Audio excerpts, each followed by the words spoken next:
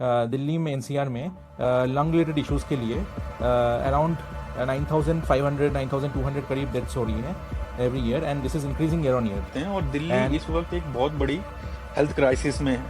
जैसा कि हम देख रहे हैं, एक तरफ हमारी सांस से रिलेटेड बीमारियां जैसे कि अस्थमा, ब्रोंकाइटिस, छाती का इन्फेक्शन और लंग कैंसर ये बढ़ रहा है। हर दिन का AQI दिल्ली में खासतौर से 400 से कभी कम नहीं होता। तो ये एक बहुत बड़ा हेल्थ क्राइसिस है। तो अगर मेरा लंग खराब हो रहा है because of pollution, how do I understand कि ये पोल्यूशन की वजह से ही हो रहा है? तो इसका डॉक्टर, ये जो स्मोकिंग के कारण जो लंग्स का डैमेज होता है और पोल्यूशन के कारण जो लंग्स का डैमेज होता है, ये दोनों का इंटेंसिटी सेम होता है कि एग्जाम्पल, अब दिल्ली की मैं बात करूं कि अगर आप नॉन स्मोकर भी हैं और दिल्ली की हवा में ब्रीथ कर रहे हैं, तो इसका मतलब ये है कि आप पर डे का एटलीस्ट 25 सिगरेट्स पी रहे हैं। आजकल लोग क्या कर रहे हैं, बहुत लोग पूछ रहे हैं हम लोग को कि जो रिपोर्ट्स आती है लैब से, उसको मैं ChatGPT में डाल देता हूँ और उससे मेरे को पता चल जाएगा नेक्स्ट क्या स्टेप लेना है। तो आपको इस बिहेवियरल ट्रेंड के बारे में क्या बोलना है कि इस ChatGPT सेफ? जो ChatGPT AI टूल्स हैं वो आपके पर्सनल डॉक्टर को कभी भी रिप्लेस नहीं कर सकते। क्यों? बिकॉज बहुत सारी मेडिकेशन होती है जिसे एक सर्टेन ग्रुप में हम नहीं दे सकते, जो कि ChatGPT कभी नहीं बताएगा।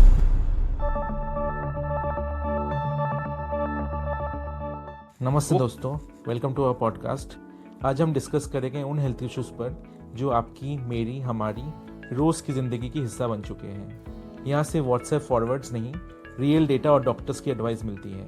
मैं हूँ आपका होस्ट सिद्धार्थ और मैं आपके साथ एक बहुत इंपॉर्टेंट टॉपिक पे बात करने वाले हैं, दिल्ली की हवा और दिल की बीमारियाँ और कैसे सिंपल डायग्नोस्टिक टेस्ट आपकी जान बचा सकते हैं।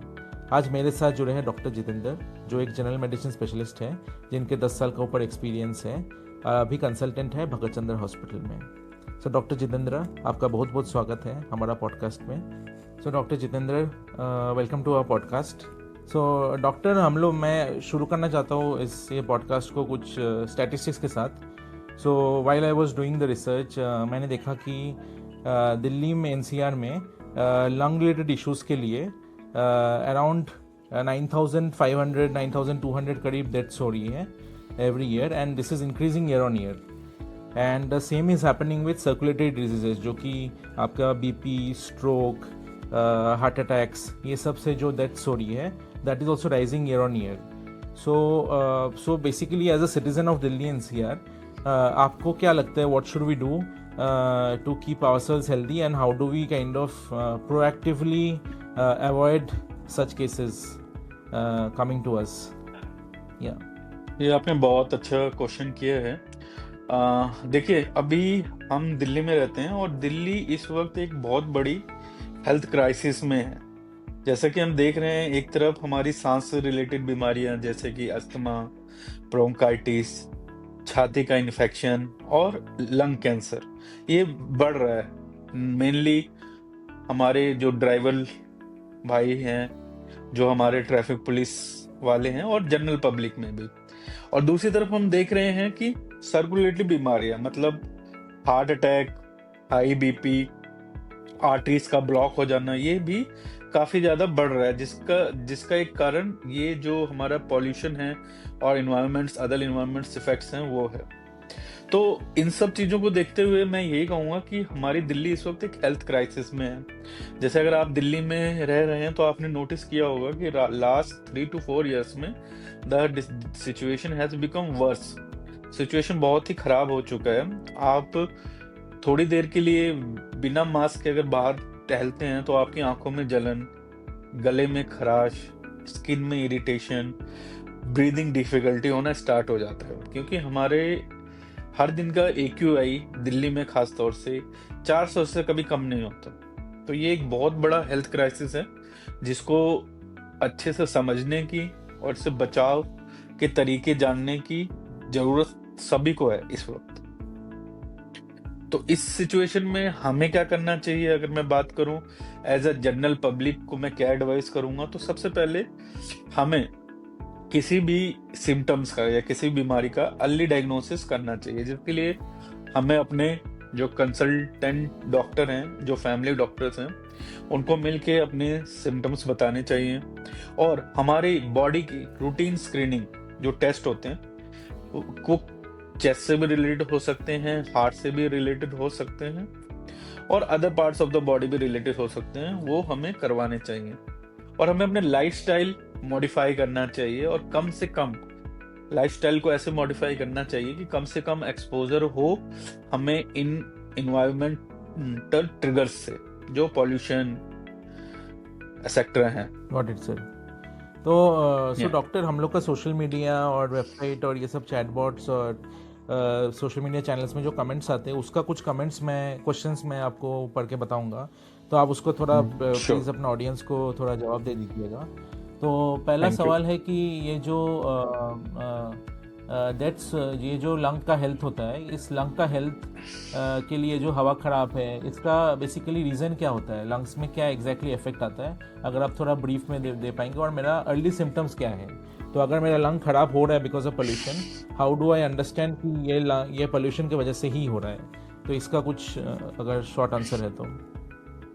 सबसे पहले तो देखिए, जो हमारा लंग्स बना है वो हमारा ऑक्सीजन इनटेक के लिए बना है और कार्बन डाइऑक्साइड निकालने के लिए बना है।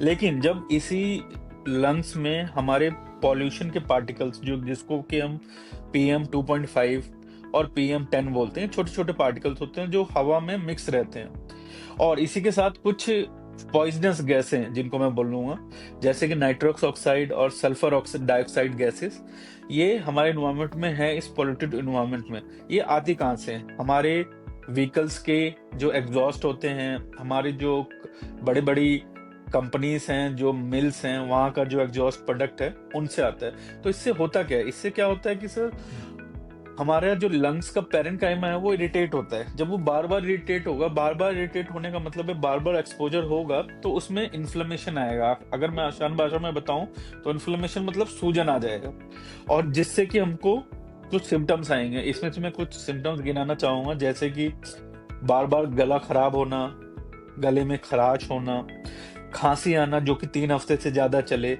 सांस फूलना, नॉर्मल चलने पे, जमीन पे, या फिर कभी सीढ़ियां चढ़ने पे या ऊंचाई पे चढ़ने पे सांस फूलना, आंखों में जलन होना, ये सब शॉर्ट टर्म इरिटेशन के सिम्टम्स है। अगर हम रोज रोज की मैं बात करूं तो डेफिनेटली आपको, जब आप रेस्ट में भी रहेंगे तब भी आपका सांस फूलेगा। इसको हम मेडिकल भाषा में शॉर्टनेस ऑफ ब्रेथ बोलते हैं। इवन आप रेस्ट में हैं, क्योंकि कभी कभी आप हैवी वर्क करते हैं तो थोड़ा बहुत सांस फूल सकता है, लेकिन आप रेस्ट में भी हैं, कोई काम नहीं कर रहे, फिर भी आपका सांस फूल रहा है, आपको पसीने आ रहे हैं, आपको घबराहट हो रही है, ये सब साइन है, सिम्टम्स हैं क्रोनिक इन्फ्लेमेशन, क्योंकि मतलब आपको बहुत ज्यादा समय के लिए एक्सपोजर हो चुका है इन पॉल्यूटेंट्स से। और मैं और got it long sir. Term की बात करूं अगर आपसे, कि इनका लॉन्ग टर्म इफेक्ट्स क्या होता है, तो लॉन्ग टर्म इफेक्ट्स तो बहुत सीवियर है, जैसे कि क्रोनिक बीमारियों का डेवलप होना, जिसको COPD बोलते हैं, हम अस्थमा बोलते हैं, और सबसे वर्स्ट टू वर्स्ट जिसको हम देख पाते हैं अपनी पॉपुलेशन में, खासतौर दिल्ली की पॉपुलेशन में, वो है लंग कैंसर। अगर ये इरिटेंट, ये पॉल्यूशन से बार बार एक्सपोजर हो रहा है, तो लॉन्ग टर्म में हमें कैंसर बनने के चांसेस बहुत ज्यादा बढ़ जाते हैं। Got it. Thank you doctor for answering the yes. Question. अब हम लोग आते हैं, इसी के फॉलो अप क्वेश्चंस भी रहते हैं। तो जी। तो ऑडियंस ये पूछ रही है कि अगर आपको दिल्ली रेसिडेंट को लगता है कि उनकी सांस की पोल्यूशन के इफेक्ट हो रहा है, तो कौन सा टेस्ट के बारे में आप अपने डॉक्टर से बात कर सकते हैं? तो कौन सी टेस्ट लेनी चाहिए, so that I don't go into that, जो आप बोल रहे थे लॉन्ग टर्म होने के पहले ही, कि मेरे को लॉन्ग टर्म कुछ इफेक्ट आ रहा है पोल्यूशन से, उसके पहले ही मेरे को अगर कुछ प्रिवेंटिव एक्शंस लेने हैं, तो मैं कौन से टेस्ट कराने चाहिए, और डॉक्टर से कब मिलना चाहिए मेरे को?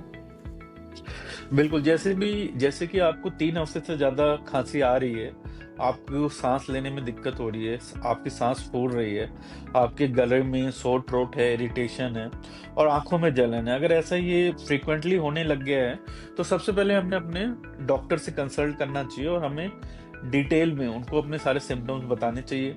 आपकी क्या कोई पहले की मेडिकल हिस्ट्री है, आपको शुगर है, BP है, अस्थमा है, कोई मिर्गी की बीमारी है, कोई ऐसी हिस्ट्री है, ये उनको बताना चाहिए। और सबसे पहले बेसिक से हम स्टार्ट करेंगे, तो सबसे पहले बेसिक स्टार्ट में हम आपका ऑक्सीजन लेवल्स चेक करेंगे। पल्स ऑक्सीमीटर एक इंस्ट्रूमेंट होता है, उससे हम आपका ऑक्सीजन लेवल चेक करते हैं। उसके बाद जो दूसरा सबसे कॉमन एग्जामिनेशन है, वो हम चेस्ट एक्सरे करते हैं, ठीक है।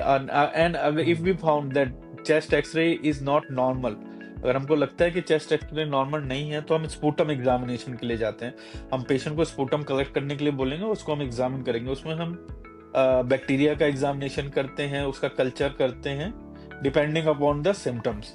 और इससे आगे अगर मैं जाऊं, सांस बहुत ज्यादा फूल रहा है तो हम पल्मोनरी फंक्शन टेस्ट करते हैं, जिसको कि स्पायरोमेट्री भी कहते हैं, जिसमें हमें एक मशीन के अंदर अपना सांस लेना होता है जो हमारे लंग की कैपेसिटी को बताता है। तो अगर हमारा लंग बार बार एक्सपोज हुआ होगा तो हमारी लंग की कैपेसिटी कम हो गई होगी। तो ये बेसिक टेस्ट हम कर सकते हैं। और सेकंड चीज, अगर हमको चेस्ट एक्सरे पे डाउट हो रहा है कि कुछ ज्यादा ही गंभीर बीमारी है, तो हम छाती का सीटी स्कैन पेशेंट को बोलते हैं। या फिर हमें डाउट हो रहा है कि कुछ कैंसर से रिलेटेड है, तो हम ट्यूमर मार्कर्स उन्हें बोलते हैं, जो कैंसर मार्कर्स बोलते हैं आसान भाषा में, वो भी एडवाइस कर सकते हैं। वो डिपेंडिंग अपॉन एक्सरे के ऊपर डिसाइड होता है कि नेक्स्ट लाइन ऑफ इन्वेस्टिगेशन क्या होना चाहिए। Thank you doctor. तो ये मुझे बताइए कि ये जो हम लोग का जो लंग्स जो धीरे धीरे पोल्यूशन के कारण डैमेज होते हैं, is this reversible to some extent, और क्या ये परमानेंट होता है डैमेज जो पोल्यूशन के कारण हो रहे हैं? देखिए, हमारी बॉडी के जितने भी ऑर्गन्स हैं, सिर्फ उसमें से जो लीवर है उसको पावर है रीजनरेट करने का। मतलब आपका लीवर अगर कुछ डैमेज हो भी रहा है, for example high carbohydrate diet लेने से या फिर अल्कोहल लेने से, अगर हम उसको छोड़ देते हैं तो वो रीजनरेट कर देता है अपनी नॉर्मल कैपेसिटी पे। बट लंग्स के पास वो प्रॉपर्टी नहीं है। If there is regular exposure, लगातार का एक्सपोजर है, और आपका ट्रीटमेंट नहीं है, आपके पास आपका डायग्नोसिस नहीं है, तो वो that will damage the lung permanently. तो it's not reversible. Short term exposure अगर होता है 1 हफ्ता, 2 हफ्ता, 3 हफ्ता, तो वो रिवर्सिबल है। लेकिन अब जब ये एक्सपोजर चला जाता है 6 महीने से ऊपर, साल से ऊपर, तो वो परमानेंट डैमेज करता है, स्पेशली लंग्स में।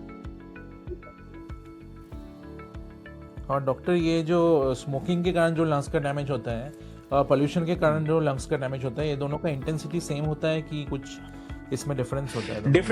डिफरेंस होता है। देखिए, जो हम स्मोकिंग करते हैं वो हम फर्स्ट हैंड स्मोकिंग करते हैं। जो हमारा जो स्मोक है वो सीधा हमारे लंग्स में जाता है, वो इंडिविजुअल है, और वो हम कौन से तरह का पदार्थ यूज कर रहे हैं उस पर भी डिपेंड करता है, क्योंकि जो टोबैको कंटेंट है वो सबका अलग अलग होता है। बट लेकिन सिगरेट स्मोकिंग से डैमेज ज्यादा होता है। अब बात जब मैं सिगरेट स्मोकिंग की कर रहा हूँ, सिगरेट स्मोकिंग में सिर्फ स्मोक ही अंदर जाएगा। नॉर्मली आप स्मोक कर रहे हैं, स्मोक अंदर जाएगा। लेकिन जब हम पॉल्यूशन की बात करते हैं तो उसमें जैसे ये डस्ट पार्टिकल, जैसे मैंने अभी आपको बताया, PM2.5, PM10 और ये अदर गैसेज जो नाइट्रस ऑक्साइड, ये भी जाती है और ये भी डैमेज करती है लंग्स को। डैमेज ऑलमोस्ट सेम है। अब फॉर एग्जांपल, अब दिल्ली की मैं बात करूं कि अगर आप नॉन स्मोकर भी हैं और दिल्ली की हवा में ब्रीथ कर रहे हैं, तो इसका मतलब ये है कि आप पर डे का एटलीस्ट 25 सिगरेट्स पी रहे हैं। तो जो ये पॉल्यूशन वाला डैमेज है with these gases, nitrous oxide etcetera, they damage your lungs more. वो हमारे लंग्स को ज्यादा डैमेज करती हैं। और जो स्मोकिंग का जो डैमेज होता है वो थोड़ा सिलेक्टिव होता है, उसमें अदर पार्टिकल्स उतना रोल नहीं प्ले करते। ओके, तो दोनों का बेसिकली इम्पैक्ट वो डिफरेंट है और द पोल्यूटेंट्स और एलिमेंट्स भी डिफरेंट हैं, जो डिफरेंस है। ओके, तो सर आते हैं नेक्स्ट सवाल पे कि आजकल लोग क्या कर रहे हैं, बहुत लोग पूछ रहे हैं हम लोग को कि जो रिपोर्ट्स आती है लैब से, उसको मैं ChatGPT में डाल देता हूँ और उससे मेरे को पता चल जाएगा नेक्स्ट क्या स्टेप लेना है।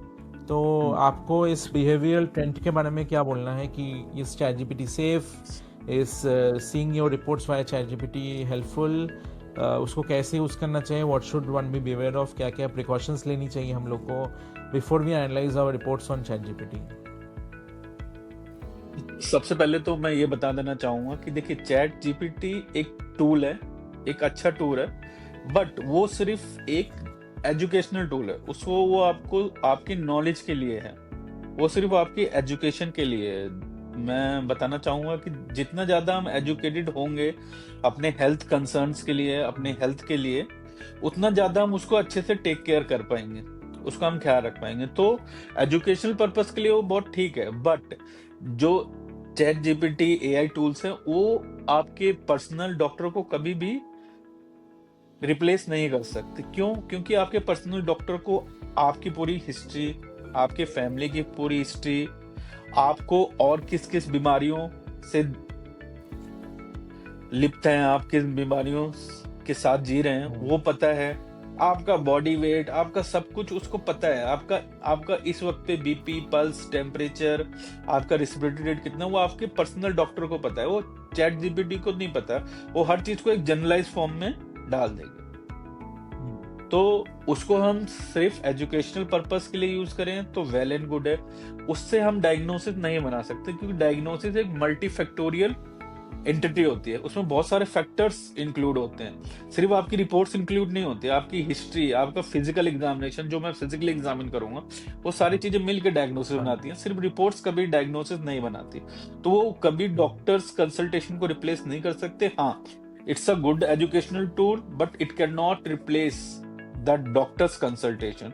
और मैं सबको यही बोलूंगा कि आप खुद चैट जीपीटी में अपने सिम्टम्स आके प्लीज सेल्फ मेडिकेट ना करें, date can be dangerous, because बहुत सारी मेडिकेशन होती है जिसे एक सर्टेन ग्रुप में हम नहीं दे सकते, जो कि चैट जीपीटी कभी नहीं बताएगा।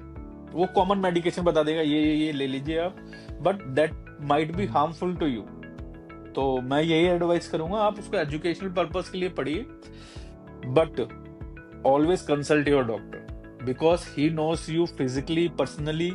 He will examine you physically and then advise you, taking all the factors into consideration rather than chat gpt. I think as a common man मेरे को तो लगता है कि लाइक फिजिकल एग्जामिनेशन में जो सिम्टम्स आप जो बोलते हो और मेरे को जो लगता है सिम्टम्स हो रहे वो भी काफ़ी डिफरेंट होते हैं। तो पेशेंट सोचते मेरे काफी को नहीं ये डिफरेंस होते सिम्टम है, एक्चुअली वो सिम्टम कुछ और होता है। जैसे वीजिंग होता है जो साइन ऑफ हैं, मे वेजिंग बी होता है, लार्जर इम्पैक्ट ऑन लंग्स, नहीं तो वीजिंग को लोग लंग्स समझते या हैं कि कुछ और है, उन लोग गलत डाल दिए चैट जीपीटी में और चैट जीपीटी हाँ उसके वो अकॉर्डिंग ही बता दिया, बट एक्चुअली उसको हो नहीं रही है, हो रही है। उसका उसके हाँ उस, तो कई के समटाइम बार जो हम विदिन समझते हैं वो बेजिंग नहीं होती। तो बहुत सारे कारण होते हाँ हैं, अपर रिस्पिरेटरी ट्रैक, लोअर रिस्पिरेटरी हाँ ट्रैक, सब अलग अलग होते हैं, उनके साउंड्स अलग अलग होते हैं। The time I examine it with my stethoscope, we can definitely tell what kind of breath sounds are coming, but not without examination. So chat gpt can't replace consultant doctors or family physician. Got it sir, thanks for answering this question. जब भी हम लोग कोई doctor मुझे test prescribe करता है तो मुझे समझ नहीं आता कि ये कब लाइक मुझे इमीडिएटली करना चाहिए या मैं थोड़ा पोस्टपोन कर सकता हूँ। और कभी कभी लगता है कि हम लोग को लाइक टाइम पे टेस्ट नहीं कराने से क्या होगा और इम्पैक्ट क्या हो सकता है, ये लोग पूछ रहे हैं। क्योंकि हमेशा एक टेंडेंसी रहती है कि टेस्ट कराना is a big hassle and मेरे को इधर जाना है, मेरा सैंपल कलेक्ट करने आएगा, मेरे को फास्टिंग में रहना है। एंड लोगों का ये सवाल है कि हम लोग टेस्ट पोस्टपोन करने से क्या रिस्क होता है और टेस्ट पोस्टपोन करना चाहिए कि नहीं करना चाहिए। देखिए, सबसे पहले तो अगर आपके सिम्टम्स आ रहे हैं और रूटीनली भी, हमें अपने टेस्ट को कभी भी पोस्टपोन नहीं करना चाहिए। जैसे एक छोटा सा एग्जांपल मैं दूंगा, आप हर साल अपनी गाड़ी का इंश्योरेंस रिन्यू कराते हैं फॉर सेफ्टी, तो वैसे ही ईयरली और डिपेंडिंग अपॉन द सिम्टम्स आपको हमेशा अपने रूटीन टेस्ट कराने चाहिए। हमारे जो कॉमन पब्लिक है उनमें ये थिंकिंग है और मेंटेलिटी ऐसी है कि कुछ मेरे टेस्ट में कुछ निकल गया, कुछ आ गया, तो मैं क्या करूंगा, तो मैं टेंशन में आ जाऊंगा। तो वो मानसिकता को हमको बदलना है, क्योंकि जितनी जल्दी हम टेस्ट कराएंगे उतनी जल्दी हम बीमारी को पकड़ सकते हैं, उतनी जल्दी हमें पता लग जाएगा कि ये बीमारी शुरू हो रही है, और उसका ट्रीटमेंट हम उतनी जल्दी स्टार्ट कर सकते हैं, और उतनी जल्दी आपका जो हेल्थ है वो लाइन पे आ जाएगा। लेकिन जो इंडियन मेंटेलिटी, इंडियन थिंकिंग है कि हाँ ठीक है, अभी कोई मेजर सिम्टम्स नहीं है, will do it next year, will do it when the salary comes, so they keep on dragging it. But at the end of the day, when the symptoms get worse and they are not able to breathe, or they get stroke, or they get MI, then they come to us. But from that time वो पहले ही बहुत late हो चुके हैं, क्योंकि अगर उन्होंने initially वो सिम्टम्स करा लिए होते, हार्ट के टेस्ट करा लिए होते, चेस्ट का एक्सरे करा लिया होता और दवाइयाँ स्टार्ट कर दी होती, तो आज ये नौबत आती नहीं। तो ये मेंटेलिटी को हमें बदलना है। हमें अपने हेल्थ का पूरा पता होना चाहिए, और जितनी जल्दी सिम्टम्स आए, जितनी जल्दी हम टेस्ट करा लें, उतना बेटर है। और आजकल के लाइफस्टाइल में मैं तो सभी को, जो 35 ईयर ओल्ड लोगों से ऊपर जिनकी एज है, मैं उनको यही बोलता हूँ कि आप हर ईयरली कम से कम 1 साल में एक बार तो आप चेक करा ही लीजिए, अपने ब्लड टेस्ट, अपने रूटीन टेस्ट करा लीजिए, क्योंकि हमारी बॉडी एक कार की तरह है। हमको सारे ऑर्गन्स का नहीं पता होता कौन सा ऑर्गन कैसा फंक्शन कर रहा है, तो एक बार हमको सर्विस करा लेना चाहिए, जिससे हमको पता लग जाएगा कि क्या कंडीशन है हमारी कार का और हमारी बॉडी का। तो एग्जाम्पल के तौर पर मैं बता रहा हूँ।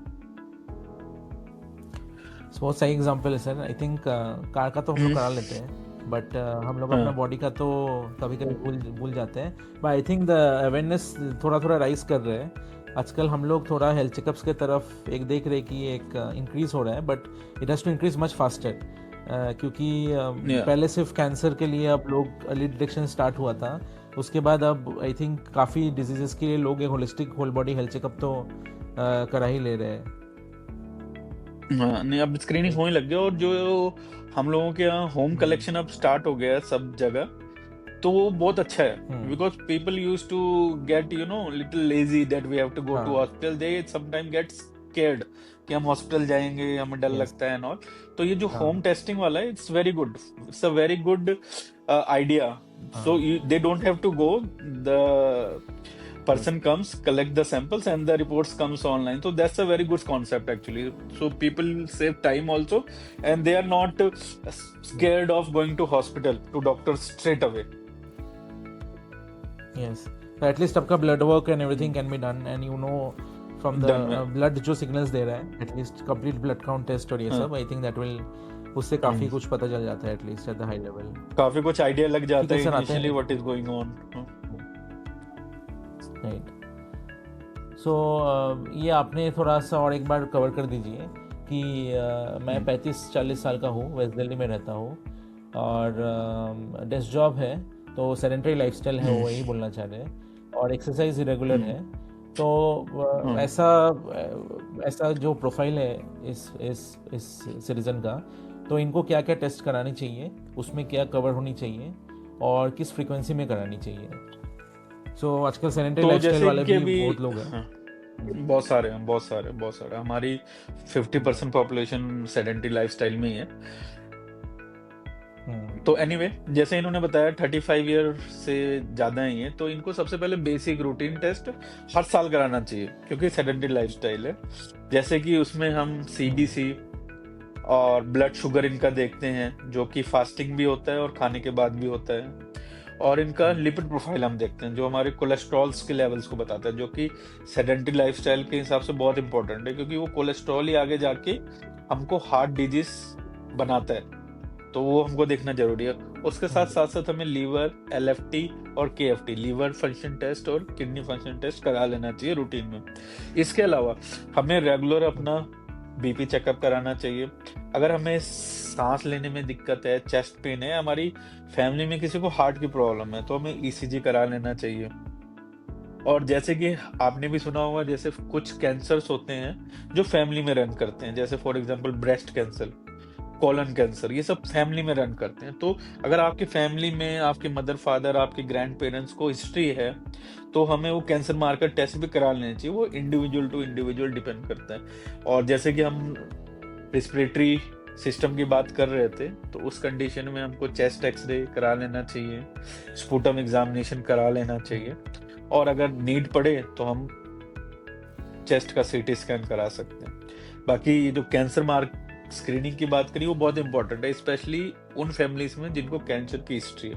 तो मैं अपने पेशेंट्स को हमेशा एडवाइस करता हूँ, अगर आपकी फैमिली में हिस्ट्री है, तो आप 35 से ही स्क्रीनिंग स्टार्ट कर दीजिए, because by the time we detect any cancer it is too late to intervene. तो मैं तो उनको फर्स्ट डे से एडवाइस कर देता हूँ कि आप स्क्रीनिंग हर 6 मंथ और ईयरली आपको करा लेना चाहिए। ओके, तो एक बेसिक हेल्थ चेकअप हो गया, जिसमें liver function, kidney function, blood count, ये सब निकल गया। उसके बाद आपका लंग और बाकी मैट्रिक्स जो भी आ रहा है, उसमें हम लोग कवर कर लेंगे। और अगर आपकी कैंसर की हिस्ट्री है, तो एक कैंसर मार्कर टेस्ट भी कर हम्म, लेना चाहिए अगर फैमिली में कैंसर है, राइट? तो बिल्कुल। इट्स बेसिकली कैंसर हेरिडिटरी की हिस्ट्री नेचर है। है, तो it is more there, those people are more prone hmm, to cancer. या मोर प्रोन है। So thanks a lot doctor, बहुत ही सुंदर मैसेज था। I think it was very clear आपने जो बताया। And thanks a lot for joining our podcast. It was wonderful. I would ask the viewers कि आप जो भी इस पॉडकास्ट को सुन रहे हैं, अपना कमेंट्स में अपना डाउट्स कुछ भी क्लियर करना है तो आप प्लीज़ कमेंट्स में लिख दीजिए या हम लोग को मैसेज कीजिए, and we will have those queries answer in the next podcast and also in the comments. So please do comment बिल्कुल your healthy issues, everything, and we will be there in the next episode, and we will cover all of बिल्कुल these things. जो भी आपको कुछ दिक्कत आ रहा है, आपको कुछ डाउट्स हो रहा है, आपका कुछ टेस्ट में प्रॉब्लम हो रहा है, आपको लग रहा है ये टेस्ट कराना चाहिए नहीं कराना चाहिए, आपका कुछ सिम्टम्स आ रहे हैं, तो we will be happy to help you out. Please DM us or write in the comments, and see you in the next episode. Thanks a lot, Dr. Jitendra. Thank you.